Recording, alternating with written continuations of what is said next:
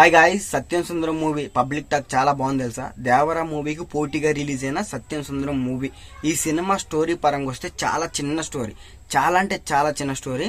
ఈ సినిమాకి దేవరమును తట్టుకొని నిలతొక్కుందంటే చాలా గ్రేట్ అని చెప్పాలి. ఉదాహరణకి దీని మంచి గురించి చెడు గురించి మాట్లాడుకుందాం. దీంట్లో మంచి విషయానికి వస్తే సినిమా స్టోరీ హైలైట్ ఉండిద్ది. ఒక చిన్న స్టోరీ అనమాట. ఒక ఫ్యామిలీ, కొంతమంది మన రిలేషన్లో గొడవలు పెట్టుకొని విడిపోయి దూరం అయిపోతే ఆ ఫ్యామిలీని మనం ఎంత దూరం చేసుకుంటాం, భారంగా ఫీల్ అయిపోతాం, మన వాళ్ళు అనుకున్న వాళ్ళు మనం మోసం చేస్తే ఎంత ఇబ్బంది పడుకుంటాం అనే విధానాన్ని ఒక చిన్న స్టోరీ. అందులోనే మనల్ని ఎవరైనా ప్రేమిస్తే ఎంత భయంకరంగా ప్రేమిస్తారు. ఒక సపోజ్ మనల్ని ఎవరైనా ఇష్టపడుతున్నారు అనుకో, చిన్నప్పటి నుంచి వాళ్ళు మనల్ని ఎలా ప్రేమిస్తారు, మనల్ని ఎలా తీసుకుంటారు అనేది పాయింట్. చాలా బాగుండిద్ది ఆ పాయింట్. దాని మీద లో బడ్జెట్లో అయినా సరే మంచి తక్కువ బడ్జెట్లో అయిపోయింది సినిమా. చాలా బాగుంది. డైరెక్టర్ గారు చాలా జాగ్రత్తగా డైరెక్షన్ చేశారు. ఇంకా ఈ సినిమాలో కొన్ని విషయాలు మాట్లాడుకుంటే ఎమోషనల్గా చాలా అంటే చాలా దగ్గర అయిపోయింది సినిమా. మనం థియేటర్లోకి వెళ్ళి కూర్చున్నామంటే కొంతసేపు దాకా మనకి చాలా అంటే చాలా ఇబ్బందిగా ఫీల్ అవుతాం. కొంత సమయం తర్వాత సినిమాకి మనం చాలా అలవాటు అయిపోతాం.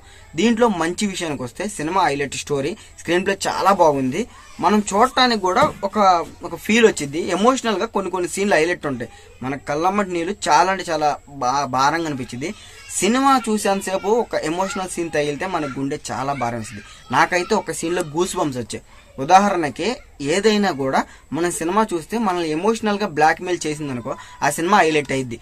అలాగే ఈ సినిమా నెగిటివ్ విషయానికి వస్తే అదే ఎమోషన్లో సినిమాని మ్యూజిక్ ద్వారాగా చాలా ఎమోషనల్ చేయొచ్చు ఎవరినైనా కూడా, ఎంతమంది జనాలైనా. కానీ ఈ సినిమాలో అంత ఎమోషనల్ మ్యూజిక్ ఏం లేదు. ఏదో వెళ్ళిపోయింది, కొన్ని మ్యూజిక్ నా మ్యూజిక్ డైరెక్టర్ ఇచ్చేసినట్టు వెళ్ళిపోయింది.